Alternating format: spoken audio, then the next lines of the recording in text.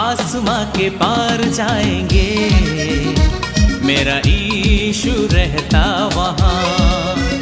नीले आसमां के पार जाएंगे, मेरा यीशु रहता वहाँ। हम मिलेंगे बादलों पर, हम मिलेंगे बादलों पर, देखेगा सारा जहां। प्रभु यीशु मसीह के मधुर नाम में आप सभी को जय मसीह। एक बार फिर से आप सभी का स्वागत है हमारी संडे सरमन सीरीज़ में। और हम जानते हैं कि आज 19वां रविवार है पवित्र आत्मा के अवतरण पर्व के पश्चात, 19th संडे आफ्टर पेंटेकोस्ट। और आज का जो विषय है वो लिया गया है संत लूका रचित सुसमाचार, उसका अध्याय 16 और पद संख्या 19 से लेकर 31 तक। और ये दृष्टांत है जो प्रभु यीशु मसीह ने सुनाया था, एक धनी मनुष्य और निर्धन लाजर का। हम बाइबल नहीं पढ़ेंगे क्योंकि समय ज़्यादा हो जाता है, हम सीधे प्रार्थना में चलेंगे। आइए हम प्रार्थना करें। हमारे जीवित सामर्थ्य पिता परमेश्वर, बड़ी शुक्रगुजारी के साथ एक बार फिर से तेरे कदमों में इकट्ठा हैं, शुक्रगुजार हैं प्यारे खुदावन इस एक और मौके के लिए जो आपने हमारे जीवन में दिया, और विशेषकर आज के वचन के लिए प्रभु, जिससे आप हमसे बातचीत करना चाहते हैं।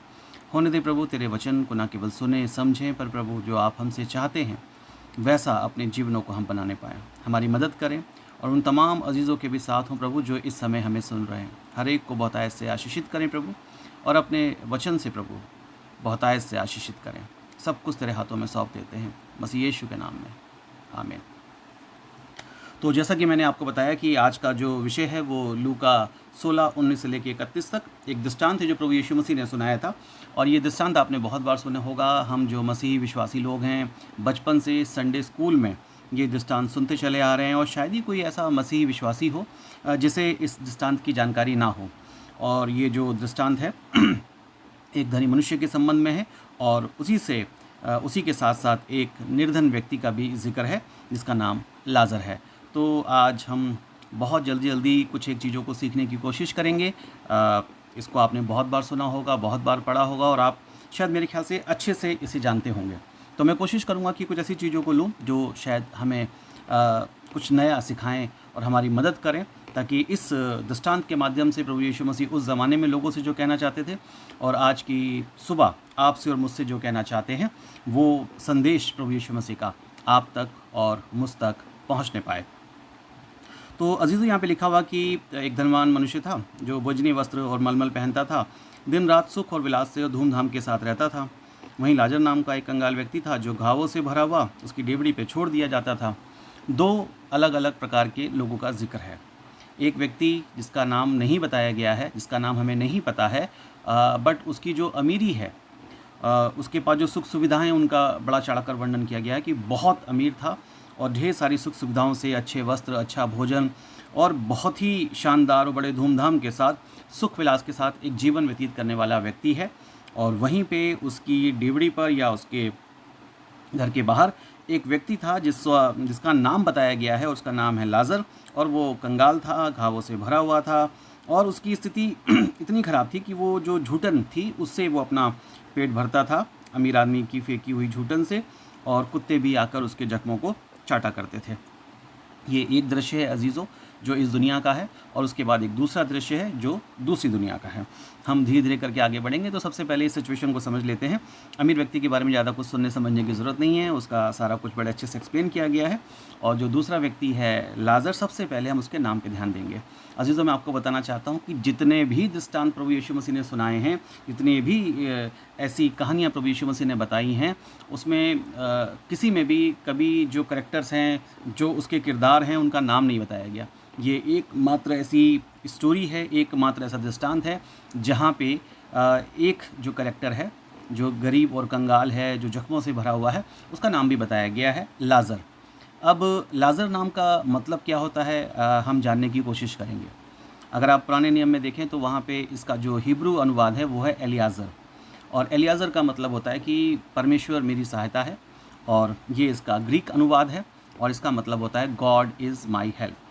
अजीज़ों, बड़ी विचित्र बात है, बड़ी अजीब सी सिचुएशन है कि जिस व्यक्ति के नाम का अर्थ है कि परमेश्वर उसकी मदद है, परमेश्वर उसकी सहायता है, गॉड उसकी हेल्प है, और वो व्यक्ति इतना बेबस, इतना लाचार और इतनी ज़्यादा तकलीफ़ और पीड़ा और इतने कष्ट में उसका जीवन व्यतीत हो रहा है।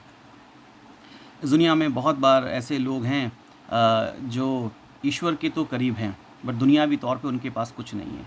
तकलीफ़ें, परेशानियाँ, कष्ट। और मैं कहना चाहता हूँ अज़ीज़ों, कुछ जीवन तो ऐसे होते हैं कि उनका पूरा का पूरा जीवन ही तकलीफ़ों में, परेशानी में, गरीबी में और संघर्ष में बीत जाता है। और शायद लाज़र भी एक ऐसा ही व्यक्ति है। शायद कभी किसी ज़माने में ठीक-ठाक अच्छा रहा हो, लेकिन आज जो उसकी स्थिति है वो बहुत भयानक है और बहुत बुरी स्थिति है, जिसकी शायद हम कल्पना भी नहीं कर सकते। कई बार हमें अपने दुःख, अपनी तकलीफ़ें, अपनी परेशानियाँ, अपनी गरीबी बहुत ज़्यादा लगते हैं, है ना? बीमारी, हम बहुत जल्दी टूट जाते हैं, थक जाते हैं, हार जाते हैं, परेशान हो जाते हैं और निराश हो जाते हैं। वहीं पे लाज़र नाम का व्यक्ति है, जिसके नाम का ही मतलब है गॉड इज़ माई हेल्प, और वो इतना हेल्पलेस है कि कोई उसकी मदद करने के लिए नहीं है ना? खाने के लिए भी वो फेंके हुए टुकड़ों पर निर्भर करता है और शरीर की हालत इतनी ज़्यादा ख़राब है कि जो ज़ख्म है उसे कुत्ते चाटते हैं। तो बहुत ही दयनीय स्थिति है और शायद मेरे ख़्याल से इतना ज़्यादा किसी की तकलीफ़ और परेशानी को जिस तरह से इस दृष्टांत में बताया गया है, शायद ही कहीं और उसकी तकलीफ़ का वर्णन किया गया हो। और वहीं दूसरी ओर एक व्यक्ति है जो बहुत अमीर है। अज़ीज़ों, हमें लगता है कि दुनिया ही सब कुछ है, यहाँ पे जिसके पास धन दौलत है, जो सुखी है, जो अमीर है, वो ही सबसे बढ़िया है। हमें ऐसा ही लगता है। और इस दृष्टांत में सबसे बड़ी खूबसूरत चीज़ ये है कि प्रभु यीशु मसीह बताते हैं कि ये दुनिया में जो कुछ भी है वो हमेशा यही नहीं है, इसके बाद भी एक दुनिया है, इसके बाद भी जीवन है। अब आप में से बहुत सारे लोग ये कह सकते हैं, साहब ये स्वर्ग नरक ये कुछ नहीं होता, सब यही है, ऐसा है, वैसा है। इस तरह के हमने सीखी हैं चीज़ें, सुनी हैं हमें, और हमें लगता है कि ये सब कौन जाने, पता नहीं होगा भी कि नहीं होगा, सच है, झूठ है, कल्पना है, क्या नहीं है। पर इस मैं आपको बताना चाहता हूँ कि दुनिया के जितने भी धर्म और विश्वास हैं, सब में स्वर्ग और नरक का कंसेप्ट पाया जाता है ना? ये किसी एक धर्म की चीज़ नहीं है, ये खाली क्रिश्चियनिटी की बात नहीं, खाली प्रभु यीशु मसीह जब वो यहूदी थे तो इस बात को नहीं कह रहे हैं, पर दुनिया के लगभग सभी धर्मों में स्वर्ग और नरक का कंसेप्ट है। मैं आपसे ये नहीं कहता हूँ कि आप इस दृष्टांत को सुनकर या मेरी बात मानकर स्वर्ग या नरक पे विश्वास करने लगें, है ना? पर एक चीज़ मैं आपसे ज़रूर कहना चाहता हूँ कि अगर प्रभु यीशु मसीह इसकी बात कर रहे हैं कुछ एक दो चीज़ें और भी हैं जो बाद में आएंगी। अगर प्रभु यीशु मसीह इसकी बात कर रहे हैं और मृत्यु के बाद के जीवन का भी अगर वो जिक्र कर रहे हैं इस दृष्टांत में, बड़ा अद्भुत दृष्टांत है ये, जो ना केवल इस दुनिया के बारे में बता रहा है, पर इस दुनिया के बाद का जो जीवन है, मृत्यु के बाद का जीवन, वहाँ का भी दर्शन या वहाँ का भी दृश्य हमें यहाँ पे दिखाने की कोशिश की गई है। तो मैं आपसे ये तो नहीं कहूँगा कि आप मेरे कहने पर या जैसा आपको ठीक लगे आप वैसा विश्वास रखिए अपना, पर प्रभु यीशु मसीह क्योंकि स्वर्ग से आए थे, इसलिए वो स्वर्ग की बातों को जानते थे, इसलिए वो उस जीवन के बारे में जानते थे, और इसलिए प्रभु यीशु मसीह ने न केवल इस दुनिया की कहानी को बताया, बट इस दुनिया की कहानी यहीं इस दुनिया में हमारे साथ अंत नहीं हो जाती है, पर हमारी मृत्यु के बाद भी चीज़ें चलती रहती हैं। और उस जीवन के बारे में जहाँ से खुद प्रभु यीशु मसीह आसमान से उतर के धरती पर आपके और मेरे लिए आया था, प्रभु यीशु मसीह इस घटना को बता रहे हैं। अब इसके बाद जो आपको ठीक लगे वो आप करिएगा। तो लाज़र के बारे में हमने जाना, जिसके नाम का मतलब है God is my help, but बड़ा हेल्पलेस है, बहुत तकलीफ़ में, बहुत परेशानी में, बहुत कष्ट में है, और दोनों की मृत्यु हो गई। आप अमीर हों, गरीब हों, आप बहुत बड़े आदमी हों, बहुत विद्वान हों, आप कम जानकार हों, इससे कोई फ़र्क नहीं पड़ता। एक दिन मृत्यु हम सबको निगल जाएगी और हमेशा हमेशा के लिए हम इतिहास बन के रह जाएंगे, और एक दिन शायद हमारा नामो निशान तक मिट जाएगा और हमें कोई नाम से भी जानता नहीं होगा। और यही हुआ इस दृष्टांत में भी कि एक दिन ये दोनों ही मृत्यु को प्राप्त हो गए, और मरने के बाद का जो दृश्य वो बहुत चौंकाने वाला है। मेरे ख्याल से उससे भी कहीं ज़्यादा चौंकाने वाला आपसे और मेरे से ज़्यादा उस अमीर व्यक्ति के लिए होगा, जब वो लिखा है कि वो अग्नि जहाँ पे बहुत सारी आग जल रही है और वहाँ पे तकलीफ़ और पीड़ा में है और जलन से वो तड़प रहा है, और उससे भी बड़ी तकलीफ़ उसके लिए होगी उस अग्नि और उस नरक की जो पीड़ा है, उससे कहीं बड़ी पीड़ा उसे लगी होगी कि ये वहाँ पे जो व्यक्ति दिख रहा है, जो बड़ी खूबसूरत जगह है, जहाँ बड़ा आराम है, बड़ा चैन है, बड़ी शांति है, वहाँ पे वो भिखारी जो मेरे दरवाजे की चौखट पे पड़ा रहता था, या मेरे जहाँ पे वो डिनर या लंच करता था, जहाँ से उसकी खिड़की के पास बैठा रहता था, वो व्यक्ति उस बड़ी शांत खूबसूरत, जिसे आप स्वर्ग कह सकते हैं, जिसे आप आराम लोग कह सकते हैं, जिसे आप ईश्वर की नज़दीकी की जगह कह सकते हैं, वहाँ पे वो व्यक्ति पहुँचा हुआ है। क्या लगता है आपको अजीज़ों, क्या यहाँ पे अमीर आदमी का अमीर होना उसका दोष था? इसलिए वो इस दुनिया में तो बड़े आराम से था, लेकिन इस दुनिया के बाद जब दूसरी दुनिया की बात करते हैं तो वहाँ पे वो तकलीफ़ और कष्ट में था और पीड़ा में था। और लाज़र क्योंकि गरीब था इसलिए वो ईश्वर के नज़दीक पहुँच गया। क्या ऐसा है? ऐसा नहीं है अजीज़ों। अमीर होना गलत नहीं है, पैसा होना गलत नहीं है, लेकिन जो सबसे बड़ा पाप है इस व्यक्ति का, जिसे हम आज यहाँ देखने की कोशिश करेंगे, मैं आपको बताना चाहता हूँ कि अमीर होने की वजह से वो नरक में नहीं गया, या अमीर होने की वजह से वो उस तकलीफ़ और पीड़ा की जगह पे नहीं गया। वो क्यों गया वहाँ पे, और लाज़र क्यों गया? लाज़र का तो मैंने आपको बताया, उसके नाम का मतलब था परमेश्वर मेरी सहायता है। तो जो व्यक्ति परमेश्वर पर डिपेंडेंट है, जिस व्यक्ति को पता है कि मेरे तो नाम का ही मतलब है कि परमेश्वर मेरे साथ है और परमेश्वर मेरी मदद है, तो डेफ़िनेटली उसका विश्वास और भरोसा परमेश्वर पे रहा होगा, और उसके जीवन में कोई अच्छे काम करने के लिए नहीं है। जिसे खाने के लाले हों, जिसे रहने की जगह ना हो, जिसके पास इलाज कराने के पैसे ना, वो क्या धर्म के काम करेगा और वो क्या किसी की मदद करेगा, जो खुद बेबस, लाचार और काफ़ी तकलीफ़ में है। बट एक चीज़ जो उसने पकड़ रखी थी, इन सारी तकलीफ़ों के बावजूद, बीमारियों के बावजूद, भुखमरी के बावजूद, गरीबी के बावजूद, उसने ईश्वर के नाम को नहीं छोड़ा। आखिरी सांस तक उसका विश्वास था कि परमेश्वर है और मैं उस पर विश्वास करता हूँ। मेरी जो ये स्थिति है वो हमेशा ऐसी नहीं रहेगी। परमेश्वर मेरी मदद है तो परमेश्वर मुझे ज़रूर छुड़ाएगा और मेरी इन तकलीफ़ों से निकालेगा। तो अजीज़ों, सिर्फ इस दुनिया के जीवन से ही आप चीज़ों को आंकने की कोशिश मत करिए, है ना। हमारा जीवन समाप्त हो सकता है इस दुनिया पर, लेकिन इस दुनिया के बाद भी जीवन है, जो इस दृष्टांत के माध्यम से प्रभु यीशु मसीह आपको और मुझे बताना चाहते हैं। अब आते हैं वापस अपने सवाल पे, क्या अमीर होने की वजह से अमीर आदमी उस तकलीफ़ और कष्ट वाली जगह पे गया? नहीं अजीज़ों।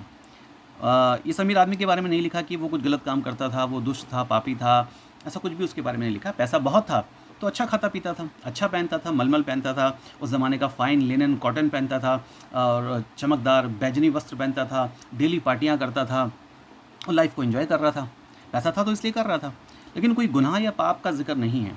हाँ, अगर एक पाप या गुनाह है जिसका जिक्र यहाँ पे हम समझ सकते हैं कि शायद वो है डायरेक्टली इनडायरेक्टली, वो ये है कि ये जो व्यक्ति है, इसने अपने घर के बाहर, अपने दरवाजे की चौखट के बाहर एक बेबस लाचार आदमी को पड़े हुए देखा जो बहुत बुरी हालत में था। उसकी कभी मदद नहीं करी, उसे कभी खाना नहीं खिलाया, उसके जख्मों के लिए कभी कुछ नहीं करा, जबकि ये सक्षम था, ये कर सकता था।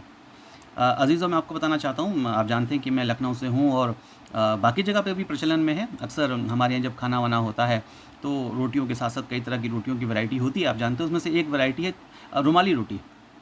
क्या आप जानते हैं कि रुमाली रोटी का नाम रुमाली क्यों पड़ा? शायद आपको लगेगा कि इसलिए पड़ा क्योंकि वो काफ़ी बड़ी सी होती है, पतली सी होती है, रुमाल की तरह दिखती है, शायद इसलिए।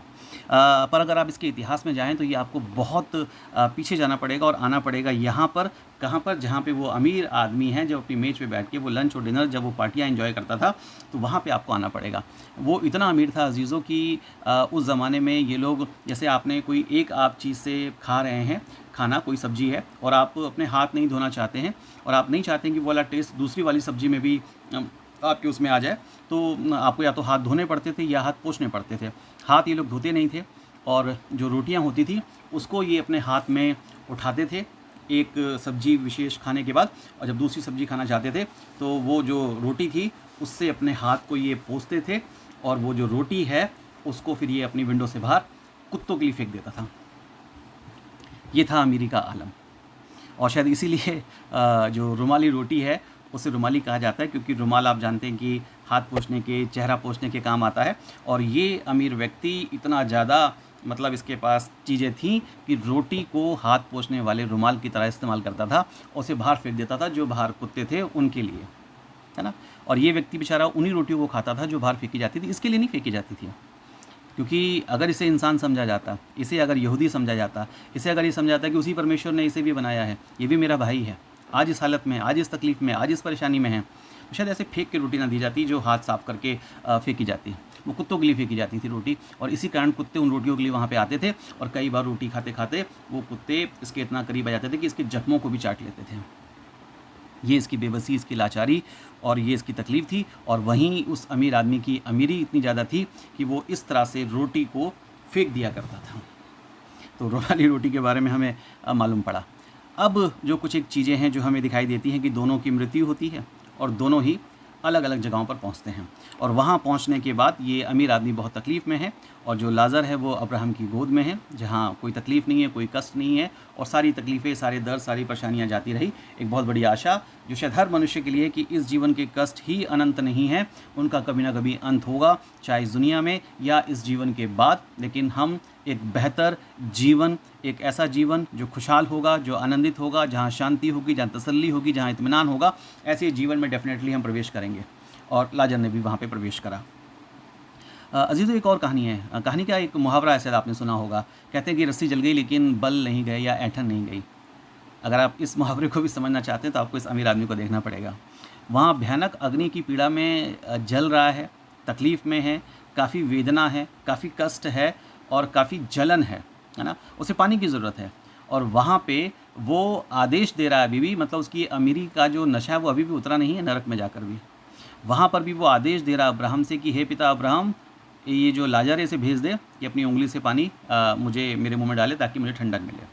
उसे अभी भी लग रहा है कि लाज़र भिखारी है, उसे अभी भी लग रहा है कि लाज़र नौकर है, जिसे परमेश्वर बढ़ाए, जिसे परमेश्वर ऊँचे पे उठाए, जिसे परमेश्वर अपने करीब लाए।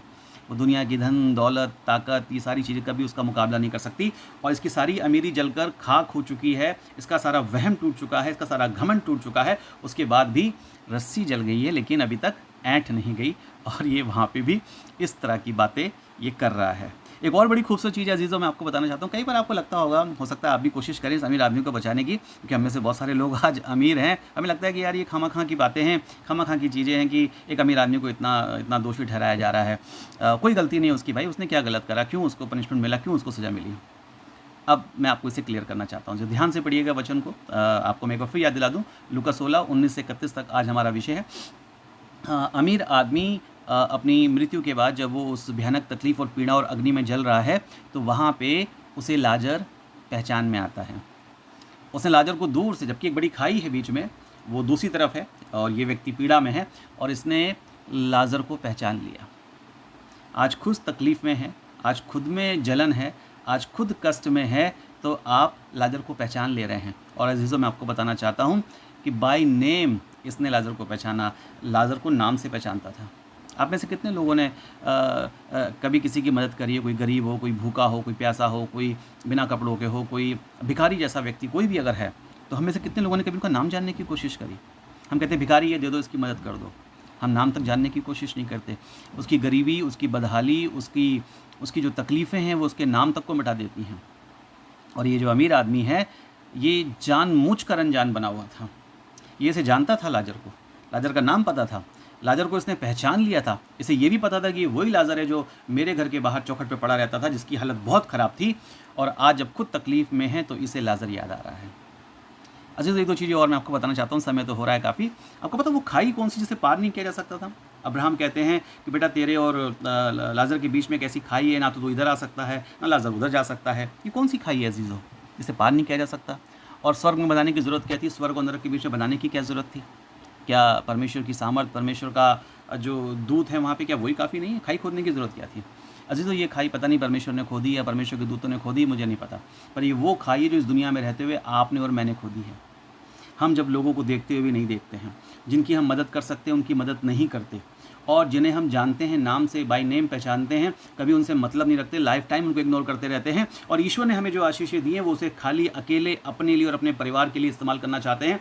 ऐसे बेबस, लाचार और तकलीफ़ और परेशानी में पड़े हुए लोगों में हम कभी भी उन चीज़ों को, आशीषों को बांटना नहीं चाहते हैं। ये खाई लगातार अपने जीवन में रहते हुए हमने इतनी ज़्यादा बड़ी और गहरी कर दी है कि उसके बाद कोई तरीका नहीं कि वापस मिल सके। अगर हमने अपने जीवन में अगर इस पे ध्यान नहीं दिया तो उसके बाद भी कोई मौका नहीं होगा कि उस खाई को भरा जा सके, क्योंकि जो खाई आपने और मैंने खोदी है मेरे अजीज़ों, वो खाई आपको और मुझे ही भरनी पड़ेगी। कोई नहीं भर सकता, कोई इस पार से उस पार नहीं जा सकता, कोई इस पार से इस पार नहीं जा सकता। अगर आज के इस जीवन में मैं और आप इस खाई को पाटने का काम नहीं कर रहे हैं तो मैं और आप अपने लोगों से, उन लोगों से जो ईश्वर के करीब है, इतनी दूरी बना लेंगे कि फिर चाहकर भी ना वो हम उनके पास जा सकेंगे, ना वो हमारे पास आ सकेंगे। कहीं आप भी तो अपने इस पूरे जीवन में खाई खोदने में तो नहीं लगे हैं? एक ऐसी खाई जो आपको परमेश्वर से दूर किए दे रही है, एक ऐसी खाई जो आपको अपने लोगों से दूर करे दे रही है, एक ऐसी खाई जिनकी आप मदद कर सकते हैं और आप उनकी मदद नहीं कर रहे हैं। और इस अमीर आदमी ने अपने पूरे जीवन में ऐसी खाई खोद ली थी जिसे अब भरा नहीं जा सकता था। एक चीज़ और कहना चाहता हूँ, ये स्वार्थ बहुत बुरी बीमारी है अजीज़ों, है ना? सिर्फ अपना, मेरा मेरा ईगो, सिर्फ अपने बारे में सोचना, ये बहुत बड़ी बीमारी है। वहाँ पे जब ये आग की तकलीफ़ में जल रहा है, भून रहा है, तब भी इसे वहाँ पे खाली अपने भाइयों की फ़िक्र है। इसे कहीं इसके मन में पश्चाताप नहीं था कि इसने लाज़र के खिलाफ़ गलत करा, या ये लाज़र की मदद कर सकता था, इसने नहीं करी। इसे कहीं पश्चाताप नहीं है। ये लाज़र की हेल्प तो चाहता है अजीज़ों, लेकिन इसने कभी जीवन में किसी की हेल्प नहीं करी। अज़ीज़ों, मैं आपको स्वर्ग, नरक और इन सारी बातों में उलझाना नहीं चाहता हूँ, और मैं आपसे ये भी नहीं कहना चाहता हूँ कि अगर आप अच्छे काम करते हैं तो आप स्वर्ग में जाएंगे, क्योंकि हमारा ये विश्वास है, मसीही विश्वास है कि हम अगर उस अनंत जीवन में प्रवेश करते हैं जो प्रभु यीशु मसीह ने आपकी और मेरे लिए तैयार करा, तो वो हमारे अच्छे कामों से नहीं है, पर सिर्फ और सिर्फ विश्वास करने के द्वारा। अगर मैं और आप विश्वास करते हैं कि प्रभु यीशु मसीह आपकी और मेरे लिए इस दुनिया में आया और आपकी और मेरे लिए अपने प्राणों की आहुति दी, अपना बलिदान दिया, और अगर हम प्रभु यीशु मसीह पे विश्वास करते हैं तो अनंत जीवन हमारा है। हम अच्छे काम इसलिए नहीं करते, और मैं आपसे नहीं बोलूँगा कि अच्छे काम इसलिए करिए ताकि आप भी स्वर्ग में जा सकें, पर इसलिए करिए क्योंकि स्वर्ग से आए हुए व्यक्ति ने हमें बताया है, हमें सिखाया है, और उसने हमें बताया कि हम इंसान हैं और मनुष्य होने के नाते हमारी जिम्मेदारी है कि हम अपने दूसरे साथी मनुष्यों की मदद करें। अगर कोई तकलीफ़ में, अगर कोई परेशानी में, अगर कोई कष्ट में, अगर कोई भूखा है, तो हमें उसकी मदद करनी चाहिए। ना केवल ईश्वर ने ये जिम्मेदारी दी है मनुष्यों के लिए, पर ईश्वर ने जिम्मेदारी दी है हमें कई प्रकार के जीव जंतु और जानवरों के लिए जिनका कोई नहीं है, उनके भी भोजन का इंतज़ाम या उनकी भी सुरक्षा या उनके लिए भी हमें सोचना पड़ेगा, हमें करना पड़ेगा। वो अपने आप में वो चीज़ें नहीं कर सकते, वो असक्षम है। ईश्वर ने हमको इतना अद्भुत, इतना अच्छा बनाया है, लेकिन अगर इस जीवन को सिर्फ अपने लिए, अपने परिवार के लिए, अपने अजीज़ों के लिए अगर हमने खपा दिया, तो हम सिर्फ एक ऐसी खाई खोद के ऐसी दुनिया में चले जाएंगे जहाँ से कभी वापस नहीं आया जा सकेगा, जहाँ पे तकलीफ़ होगी, जहाँ पे पीड़ा होगा, जहाँ पे कष्ट होगा। और मैं आपको बताना चाहता हूँ अजीज़ों, शायद वो जो अग्नि जिसमें वो जल रहा था, उससे भी कहीं ज़्यादा तकलीफ़ इस बात की होगी कि मेरे दरवाजे पे पड़ा हुआ एक लाज़र नाम का भिखारी, आज वो उस अच्छे जीवन में है और मैं यहाँ पे कष्ट में हूँ। क्यों सुनाई थी प्रभु यीशु मसीह ने ये कहानी, ये दृष्टांत क्यों सुनाया था आपको और मुझे? ताकि मैं और आप इस जीवन में रहते हुए उस जीवन के बारे में जान लें। एक ऐसा सच जो प्रभु यीशु मसीह जहाँ से आए थे उन्होंने इस बात को व्यक्त करा। और ये व्यक्ति जब अपने अमीर आदमी जब अपने भाइयों की चिंता करता है तो कहता है कि वो इस जगह पे ना आए, है ना, क्योंकि अब उसके पास मौका नहीं था, पर वो दूसरों के लिए सोच रहा है। अगर जीते जी उसने दूसरों के बारे में सोचा होता तो शायद इस जगह पर नहीं आता। कबीरदास जी बड़ा अच्छा कहते हैं कि सुख में सिमरन सब करें, दुख में सिमरन सब करें, सुख में करे ना कोई। अगर आप सुख में भी सिमरन करेंगे तो फिर दुख नहीं होगा।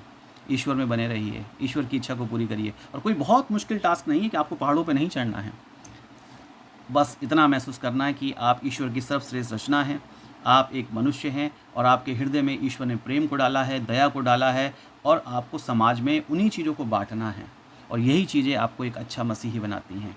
प्रभु यीशु मसीह इस दुनिया में सिर्फ प्यार बांटने के लिए आए थे, है ना। अगर प्यार की कोई डेफिनेशन अगर कोई आकार लेती कभी, तो मैं आपको बताना चाहता हूँ अजीज़ों, वो सिर्फ और सिर्फ यीशु मसीह की सूरत में ही हमारे सामने आ सकती है। और लास्ट में ये भी है कि वो कहता है कि कोई अगर मरे हुए में से चला जाए, या वो चाहता था कि लाजर को भेज दिया जाए, तो वहाँ पे अब्राहम कहते हैं कि अगर कोई मरे हुए में से भी जी उठे तो भी लोग विश्वास नहीं करेंगे। आज लगभग 2000 साल के बाद प्रभु यीशु मसीह मुर्दों में से जी उठे, हम ये सभी बात जानते हैं। कितने लोग विश्वास करते हैं? आज भी क्या हमें अपने जीवन में लाजर दिखता है? आज भी हर वो बेबस, परेशान, भूखा, नंगा, तकलीफ़ और परेशानी में पड़ा हुआ इंसान हमें दिखाई देता है? या हम अपने जीवन, अपने परिवार, अपनी आशीषों में खुश हैं, आनंदित हैं? अजीज़ों, ये दुनिया का पर्दा एक दिन ज़रूर उठेगा। एक दिन ज़रूर आपकी और मेरी आंखें बंद होंगी, और एक हम उस दुनिया में होंगे जिसका वादा प्रभु यीशु मसीह ने करा। या तो हमेशा हमेशा हम उसके साथ होंगे, या हमेशा हमेशा हम उससे दूर हो जाएंगे। निर्णय आपको करना है अजीज़ों, फैसला आपको करना है। एक लास्ट एग्जांपल देना चाहता हूँ। अगर मेरे घर के बाहर ठंड के मौसम में कोई बिना गर्म कपड़ों के या बिना कंबल के अगर कोई ठिठुरता हुआ बिना खाने के आदमी मर जाए, तो शायद इसके लिए मुझे सज़ा नहीं होगी। मुझे जो दंड संहिता है, भारतीय न्याय संहिता, दंड संहिता जो BNS है, तो उसके तहत मुझे कोई सज़ा नहीं होगी। पर मेरी अंतरात्मा जानती है, अगर मैंने उसकी मदद करी होती, अगर मैंने उसको कुछ कंबल दे दिया, अगर मैंने उससे कुछ खाना खिला दिया होता, तो शायद ये आदमी मेरे घर के बाहर गेट पर या चौखट पे नहीं मरता। अपनी अंतरात्मा को ज़िंदा रखिए अजीज़ों, इसे मरने मत दीजिए। जब तक मैं और आप ज़िंदा हैं, अपनी अंतरात्मा को ज़िंदा रखिए। अगर दूसरों के दुख, दर्द, तकलीफ़ें और कष्ट दिखते हैं, तो यकीनन ईश्वर ने आपको और मुझे बना के कोई गलती नहीं करी। मुझे याद है कि सेमिनरी में हमारे एक सर थे, परवेज़ सेतना सर। वो अक्सर एक बात कहते थे जो मुझे बड़ी अच्छी लगती है।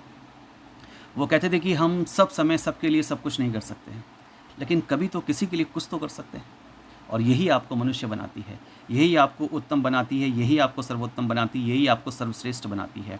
और यकीन मानिए, धन दौलत, पैसा, बैंक बैलेंस, गाड़ी, मोटर, बंगला, इससे कोई अमीर नहीं होता। इंसान है तो इंसानियत ज़िंदा रखिए। दूसरों के दुख, दर्द, तकलीफ़ें, कष्ट अगर सुनाई पड़ते हैं, तो ईश्वर ने आपको बना के बहुत अच्छा काम किया है, और हम इस बात को अपने जीवन, अपने कामों से हम सिद्ध कर देते हैं। तो अजीज़ों, आज की जो स्टोरी थी, आज की जो कहानी थी, वो हमारे सामने है, बशर्ते कि हम अपने आप को देखें। जो भी आशीषें हमारे पास हैं, हमारे आसपास दिखने वाले लाजर क्या हमें दिखते हैं? क्या उनकी भूख, उनकी बीमारी, उनकी तकलीफ़, उनकी परेशानी, उनके कष्ट हमें दिखाई देते हैं? अगर दिखते हैं तो अच्छा है, और अगर नहीं दिखते, हम इग्नोर करते हैं, तो शायद हम कहाँ होंगे, क्या होंगे, मुझे नहीं मालूम, ईश्वर जानता है। प्रभु आपकी मदद करे, आपकी सहायता करे और आपको बहुत ऐसे आशीषित करे। अगले रविवार को फिर मिलेंगे एक नए विषय के साथ। तब तक अपना ध्यान रखिए, प्रभु में बने रहिए। आप सभी को जय मसीह की।